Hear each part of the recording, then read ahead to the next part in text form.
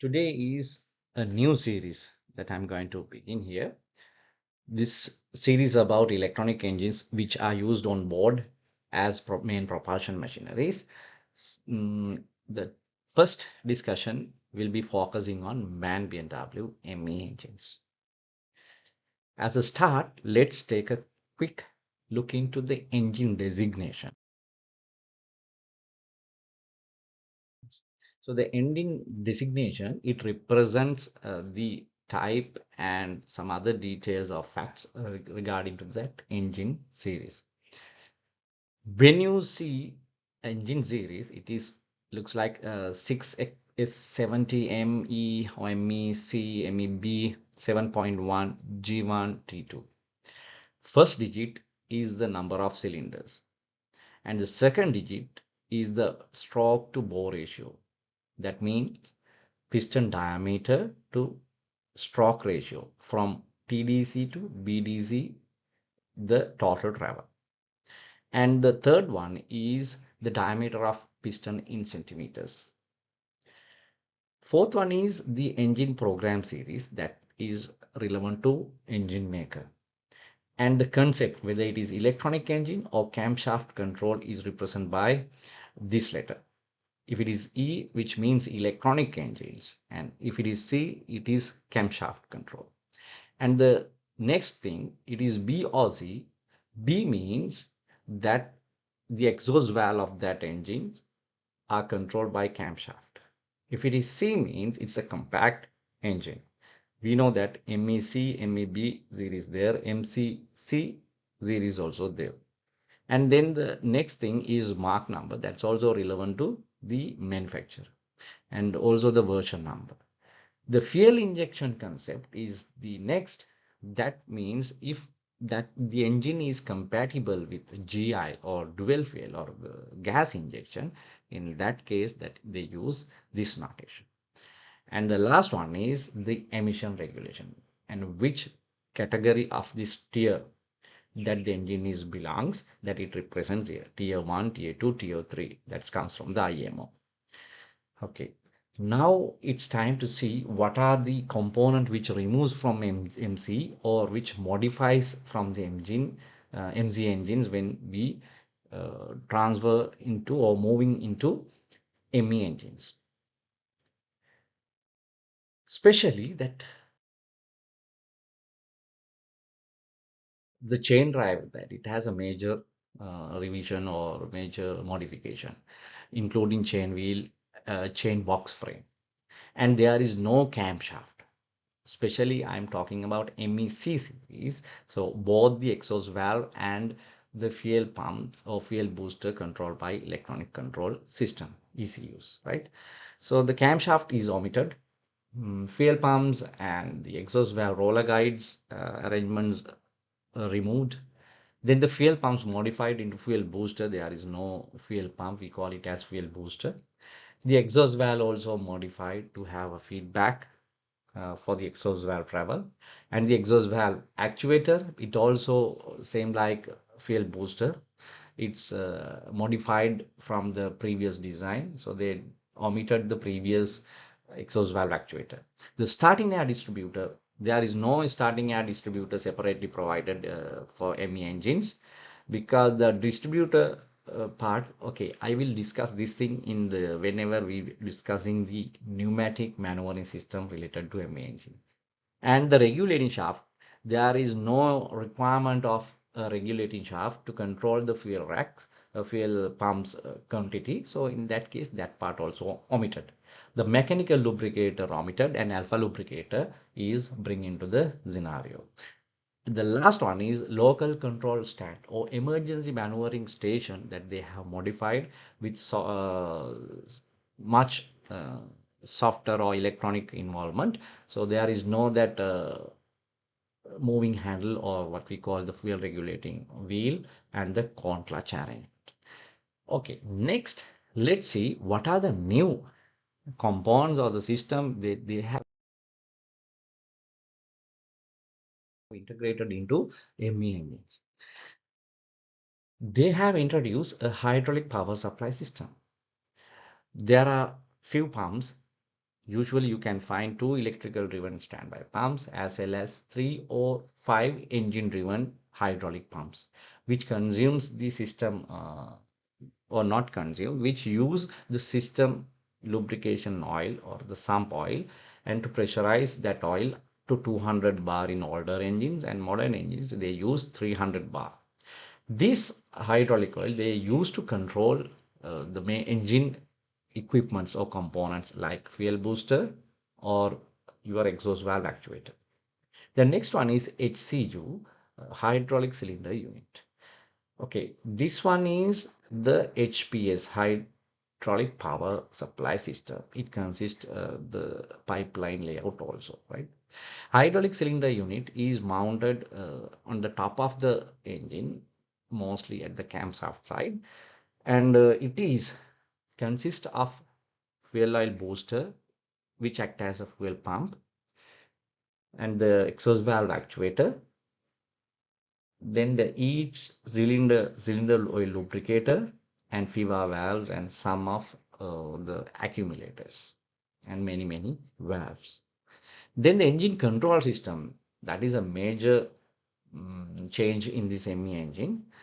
It consists of starting air valve, reverse in sequence, governor functions, auxiliary blower control, and exhaust valve control, cylinder lubrication, and fuel oil controlling. All these are incorporated into engine control system. It's much more sophisticated and advanced system than MC engines. And then the exhaust valve design also they altered that you can get the feedback. And the crankshaft position sensing system there is, we call it as tacho system. We used the angle encoder and the position sensors that used to calculate the crank angle respect to each position of the pistons. Each unit, the crankshaft position or piston position for any instant can be calculated using the crankshaft position sensing system. So this is very much important, because when you are going to use fuel oil timing control, exhaust valve timing control, cylinder lubrication injection, so that you have to use this data. And the third one is local operating panel, that is the emergency maneuvering station. And when we talk about ME engines, there are four main areas: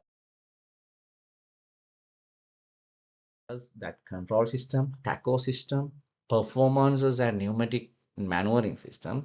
Today we are focusing on this part, which means the control system. So we'll talk about MPC or the multipurpose control, main network, and MOP, LOP, EICU, CCU, and ACU, all these things, right?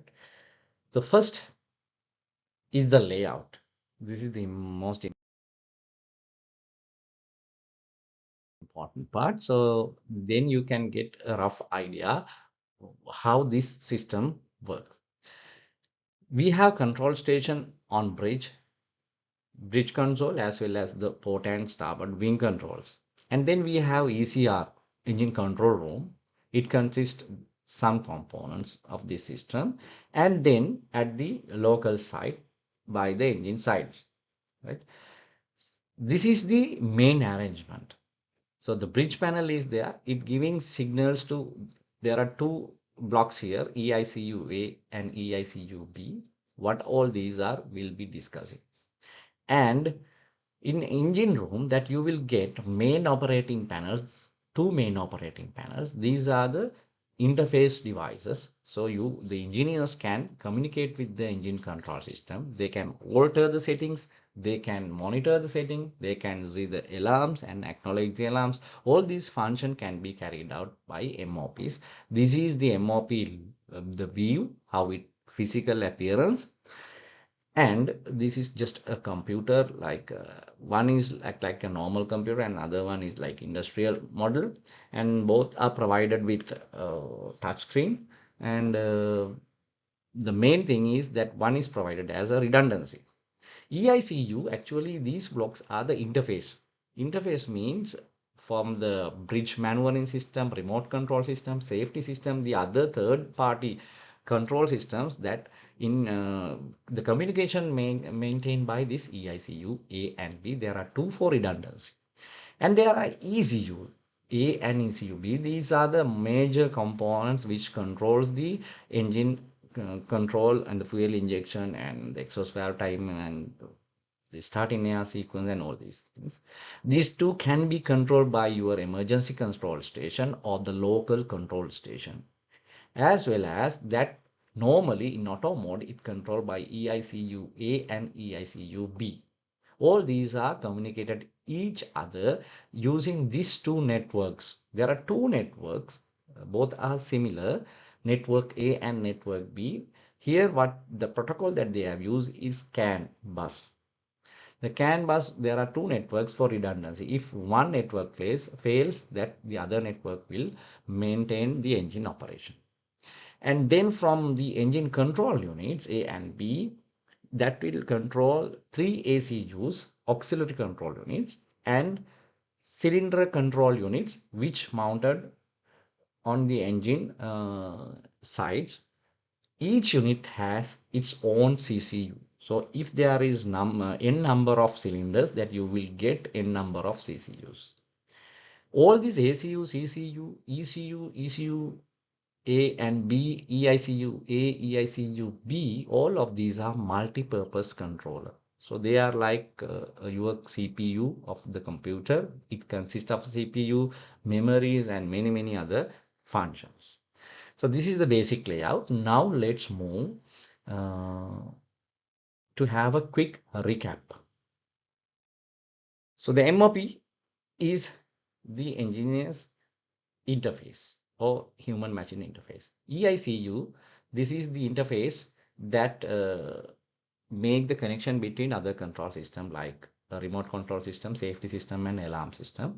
ECU A and B, these control the functions including controlling engine speed, running modes, and start sequence. ACU are the auxiliary control unit. This controls auxiliary blower control function as well as hydraulic pressure regulation. The CCU is the last thing that here that we have shown. Each unit consists their own CCU, and it responsible to control FIVA valve, a valve that we use to control fuel injection as well as exhaust valve actuation. So that's why fuel injection and valve actuation valve, FIVA valve, is used. So to control that one, as well as to control starting air valves and main engine cylinder lubrications. So this is the fundamental layout of the engine. Let's see in detail how this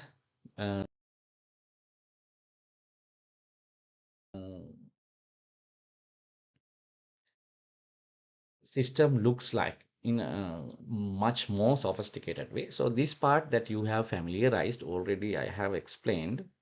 And you can see from each CCU that here you can see the CCUs. Each CCU controls fuel injectors, exhaust valve actuators, and the cylinder lubrication, the starting air valves, and the FIVA valve. The FIVA valve is responsible to control fuel injector and the exhaust valve. So it is like that. And if there is n number of cylinders, that you will get n number of CCUs. And this ACU 1, ACU 2, and ACU 3, they control the hydraulic pumps. Okay. In this particular application, it shows 2 electrical driven pumps and 5 engine driven pumps. And it also controls the auxiliary blower controls. There are 5 auxiliary blowers. Auxiliary blower 1, 2, and 3. They are controlled by ACU1, ACU2, ACU3, and if there is 4 and 5, then they are controlled by again ACU2 and 1. And the tacho system is there. You have the angle encoder mounted at the forward end of the engine, in line with the flywheel, the crankshaft, at the axial vibration damper end. So these tacho systems are used. There are two systems, tacho system A and B, used to get the timing information about the engine. Now let's see Okay, as I mentioned earlier, this all ACUs, CCUs, ECU, and EICUs are multi-purpose controllers. So what are those multi-purpose controllers? Okay, these multi-purpose controllers are like hardware device, like your CPU in a computer. This is in unit can be used. Okay, all these MPCs are hardware-wise, it is similar. But when their software, when we come to the software, that it has different software to control, to act as EICU, ECU, CCU, and ACU. And its layout, if you see,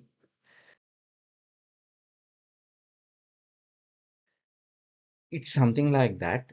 It gets power from two sources, 24-volt supply. This is also for redundancy. If one power supply fails, the other will continue the supply.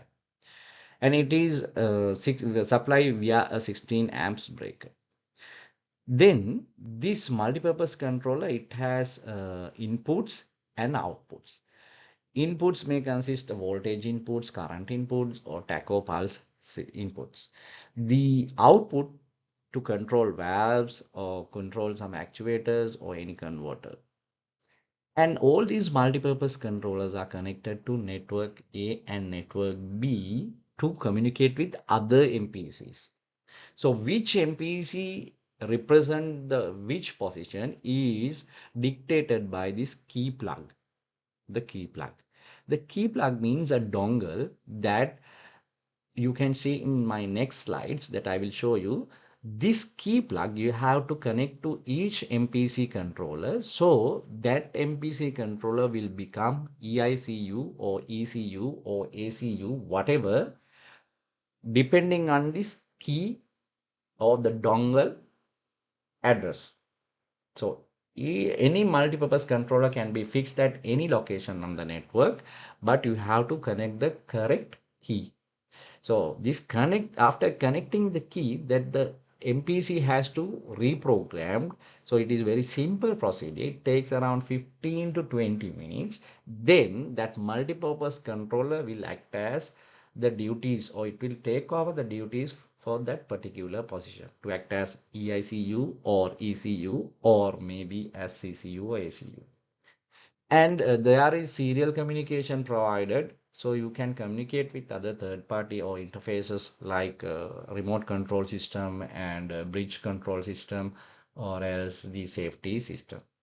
And another channel is provided for maintenance. So then the service provider, the service engineers, they can connect their laptops and diagnosis tools and to find out or to diagnose the faults. The physical appearance of MPC somewhat similar to this diagram. You can see it's given some data or the guideline. Okay, what are these connectors and the fuse ratings? You can see. So these are the fuses. There are many fuses. And important, there is a battery backup. So to maintain internal clock, that battery must be in place whenever that uh, MPC is in operation, because otherwise it will lose its data. And there is a LED indicator, a single LED. This indicator indicates the present condition of that MPC, whether it's providing any error, developing any error, or if it is in healthy condition, that will show by this LED indicator. And most importantly, there are two sets of deep switches. Deep switch sets S1 and deep switches sets A, which located at the sides. So this colored dip switch, we call it dip switches A, and the other normal dip switches we call dip switch B. The purpose of dip switch A, that decide your MPC control functions, like whenever you want to program your MPC, then you have to change the settings on this thing, so then it goes to program. And let's say if your dongle, okay, I forgot to mention that one, that ID key you have to connect here. This is the port given to connect your ID key. So then it becomes a it will act as that position. The duties will be taken over by the MPC. So if this dongle is missing, so then obviously that you can see it's apparently that it cannot be used, because I was saying that the dongle is the one which says that which duties that MP has to carry out. But there is a provision given in case if your dongle key misplaced or damaged or corrupted, then you can use sets of setting in this dip switches. Then that dongle function will be taken over by these dip switches. So let's say if your dongles are corrupted, then you have to text your the MAN BNW service providers. So they have your plant layout arrangement. They know, okay, let's for an example, if EICU MPC or the dongle is developing any error, so for particular ship at that particular EICU, there is a separate address nominated or given. So that address that they will mail to you, or they will send you all these details, and according to that address, it may consist of, let's say, 101010. It's like let's say now your EICU, if it is the location, okay, EICU A, then maybe its address something like that. It depends on your engine and the particular layout. So this address that they will provide you. So then as per this address, you have to adjust switch on or off these dip switches. When it is 1, that means that dip switch you have to put on, and if it is 0, then that dip switch you have to put off, this one to on again, this one to off. So like that you have to set the dip switches first, and then to run the system or that MPC from the data which is fed by these dip switches, you have to set dip switch A, which means this one, number 5, the green one, to off position. Actually this dip switches only last two, this one and this one is in off position. All other dip switches are in on position in normal operation. So in case of this dongle failure, if you set these dip switches, then you have to switch off this green one. Then that MPC will detect that dip switch settings to represent its location. Whenever programming, that you have to switch off the yellow number 4 one, or means forced programming of this MPC to a location. Let's say now you take a new spare, or you remove the MPC from another location, and if you are going to install it another location, in that case for force programming, that you have to switch off this number 4. And there are some LED indication providing information with related to programming or any error. So then we'll have a look. So always keep it in mind, whenever you replacing the MPC, it is advisable to use an earth strip, we call wristband strip, to eliminate, to avoid any damage coming from the static electricity. So these components are very sensitive to static electricity, so that you have to wear it on your wrist, and it connected to somewhere to ground on the cabinet, and then you touch the your MPCs, right? Let's see what are the LED indications. So these are the LED indications. Okay, there is a single LED. It gives two digit indications. The first digit you can see it's with the red, and the second digit it can be flashing with green. If it is continuously red, which means there is a fatal error in the system. If it is continuously orange, that means there is, okay, initialization or any programming in take place. If it is green, means the continuous green means that system, the MPC runs normally. And there are flashing indications of guideline given. Let's say if it is 2 red and 3 green, one after another, after 1 second pause, with the yellow background. With the yellow background means that LED will flash red 2 times and it will shows orange or yellow, and thereafter it will again start to blink with or flash with 3 greens. In that case, 2 to 3, the 2 to 3 is yeah, this one, which means the download is completed. The download is completed. So that means then you can again turn on that yellow dip switch. Next, okay, this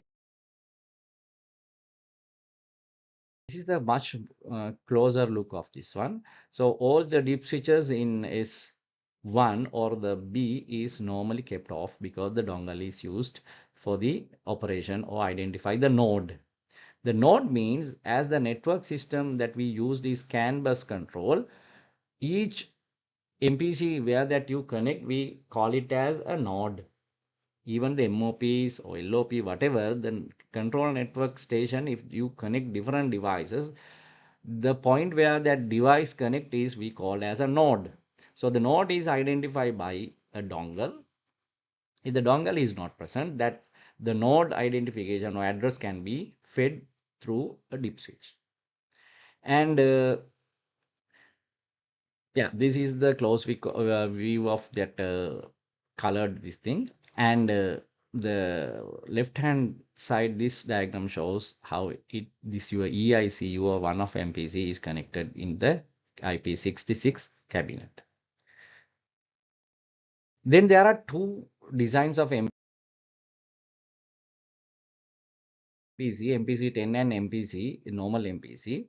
And MPC10 is used for the CCUs. Their physical appearance is bit different, but the function is similar as all the MPCs. And there are dip switches. You can find S1 is here and the dip switch A at the sides. And I forgot to mention that thing. There is a reset button given adjacent to your dip switch sets A. That reset button you can use to reset your MPC. In case of it developing any fault, first you can do soft reset by using your MOPs in ECR. If it is not going to give a good result, then you can go to the CCU installed location and then you can do the relevant reset button, hard reset we call it, using this button. Even if it is not work, then you can try removing the power, removal of power, and switching it on again. Yeah, this is the MPC10 that is used for CCU, and these are with the sheltered electronics, so they can be worked in much robust environment. Once it connected in the box, how it appears with the connections, and this is the difference between this normal MPC and the MPC10. This MPC10 are connected to CCUs because they use the sheltered electronics. This is the arrangement on older engines, how they connect CCUs and ECU A, ECU Bs in separate cabinets. But in modern days, it's not like that. All CCUs are connected or installed in one cabinet, maximum of 8 per cabinet. This is the old design, this is the new design. Then the control network, as I mentioned, by seeing that you can see this is a CAN network and there are two networks that there is network A and network B, and each location you can see 120 ohms wherever the node ends or the loop ends, that they can connected 120 ohm resistor. This is to avoid signal reflection in the CAN bus system. Any CAN bus network that you can find is 120 ohm resistor, and it is helpful to identify any cable breakage also, because that loop shows 60 ohms because there will be 220 ohms and resistors at both the ends. So the resultant resistance will be 60 ohms. So if it is shows somewhere 60 ohms, which means your cable system or hardware system is in good order. And regarding this CAN bus network, be in touch with me, because I'll be doing this section in my automation videos also with a network industrial network session. Next, let's see in detail what are the responsibilities or duties of this EICU and CCU and ECUs. EICU is the engine interface control system. It controls or it receives the signal from the bridge, especially mainly the speed set point, and then it controls the ECUs. It processes the speed set points after processing through the algorithms like any uh, limits for speed, like speed bar range or any scavenge limiter, any torque limiter. That running mode as well as the required speed setting, it will send to ECUs. So then the engine control unit can be calculated the fuel quantities and the timing. And also it communicate with the safety external safety system or shutdown or slowdown system as well as the alarm and monitoring system. So this is the basic function of EICU. There are two EICU, EICU A and EICU B. If one EICU fails, the other one safely take over without any fails. But in the case both the EICUs are fails, in that case still your engine is operational. You can use emergency maneuvering or local operating panel. Then you can directly control ECUs. So you can act as the governor of the control system. Next thing is ECU, engine control. Okay, this is again EICU. As you can see, there are two, and it can communicate with maneuvering handle, remote control system, alarm system, and safety system. The safety system gives the command to ECU and CCUs for shutdown, initiating shutdowns or reduce the amount or whatever. Next is engine control unit. Engine control units is ECU. It receives the signal from EICUs and especially the process speed set point and the engine running mode. And then that signal is fed to CCUs. Individual unit, it consists its own CCU. So it will send the fuel FIVA injection valve or FIVA valve injection timing as well as cylinder lubrication, or these will be controlled by CCU. So ECU sends the signal to the CCUs as well as to ACU to control hydraulic oil pressure. And from LOP, local operating panel, that you can control the ECUs. There are two ECUs, ECU A and ECU B, for redundancy purpose. And if both ECUs are failed, then you do not have any option. Your engine cannot be started. This is also a normal MPC. And if you see the CCU, cylinder control unit, that is the main thing to control the cylinder related functions, like controlling your fuel injection, valve actuation through FIVA valve. This is the FIVA valve, fuel injection and valve actuation. In previous design, they used two different valves, fuel injection in using fuel injection valve, and for valve actuation there are two. In modern engines also they are using two different valves, but some engines that you can find there is a single valve, we call it FIVA valve. They use 4 to 20 milliampere signal with split range controlling. Regarding that, I'll be discussing in my automation videos how that valve operates and what is the signal, how that signal is processing to control two different functions. And the CCU is responsible to give the command to control cylinder oil also, lubrication, and the start in air valve operation through a solenoid also taken care by the CCU, cylinder control units. So there are, if there is n number of cylinders, you will get n number of CCUs. The next one is ACUs. Normally there are three ACUs. EICUs, which are responsible to control your auxiliary blowers as well as your hydraulic pumps. So this is hydraulic pump station. If you see, these are the two standby electrical pumps, and these are the engine driven pumps. In this case, there are three engine driven pumps. All flush plate controlling, and then the pressure set arrangement, pressure setting is controlled by ECU. And the auxiliary blower control whether to on off as per the signal received by ECU, that also controlled by ECUs.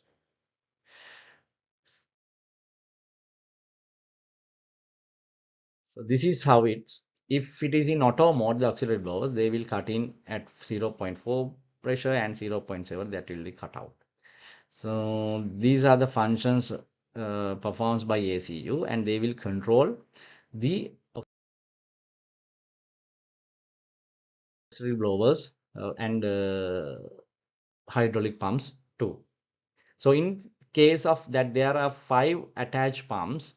In that case, the number 4 and 5 pumps are controlled by ECU A and ECU B. In that case, your ECU A and ECU B are not 100% redundancy, because if one of ECU fails, that you will not get fully developed pressure to run your servo oil system, so that your engine will not be 100% redundant, right? So you have to operate the engine at lower capacity. The redundancy means the capacity available to run the engine under fault condition, fault situation.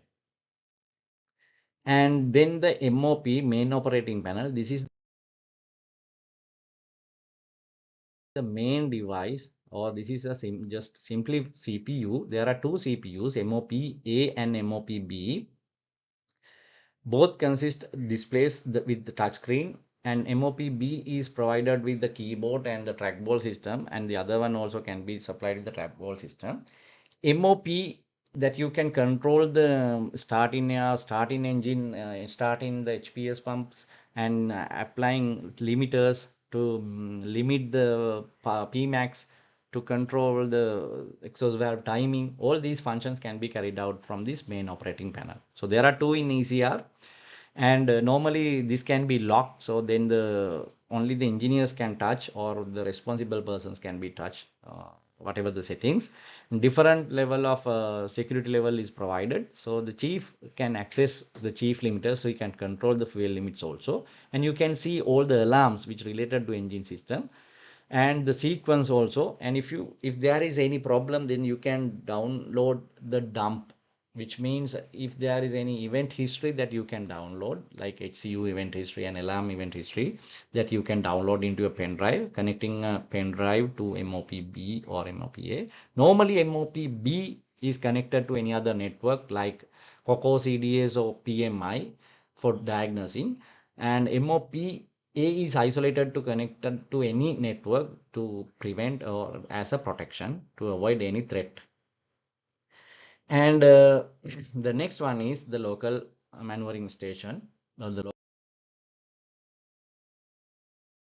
local operating panel. So it is very simple. That will not contain this fuel regulating shaft. It consists of the major details that you need, like starting air pressure, loop oil pressure, these things, and the running directions, as well as the telegraph command, and the telegraph indicator also there. The RPM indicator will be there, so you can perform the local control using LOP, and this will give the signal to EICU A and EICU.